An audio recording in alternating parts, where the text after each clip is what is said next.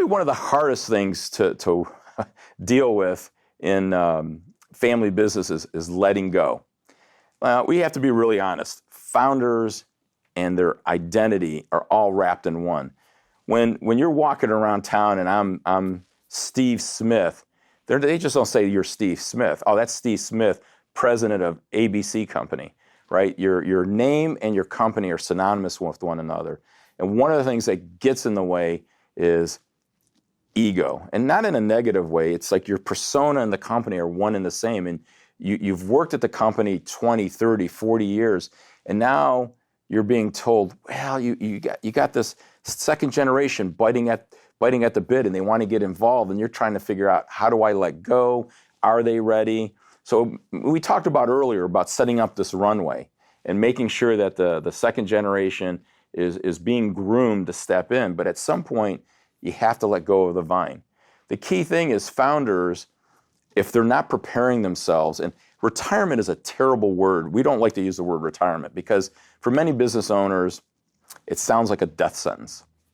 And really, what you need to talk to the business owner about is, how are we going to reallocate your time? How are we going to take the time you have and make sure that you have purpose and meaning? And so a couple things that you want to figure out with the owner as you set this runway, this trajectory, is how do you create a graceful exit plan? And you talk about potential legacy roles within the organization, mentorship roles, a chairperson role, family council leader. So giving them roles within the organization, again, separating the power they used to have as president and CEO from these new roles has got to be very clear, because you have to set boundaries around decision-making authority post-retirement. Because what happens is the people that have worked for you for such a long time obviously have an allegiance to the former CEO. And what you don't want to have is these backdoor conversations going on when really the new president should be in the loop and leading the charge. So one way around that is the successor, let's call it the successor CEO, you make sure that you publicly announce it to clients, to vendors, to the employees. You really want to make sure that everyone knows this is the new person that's taking the reins and everything has to go to this person, without just kicking the old CEO president to the curb.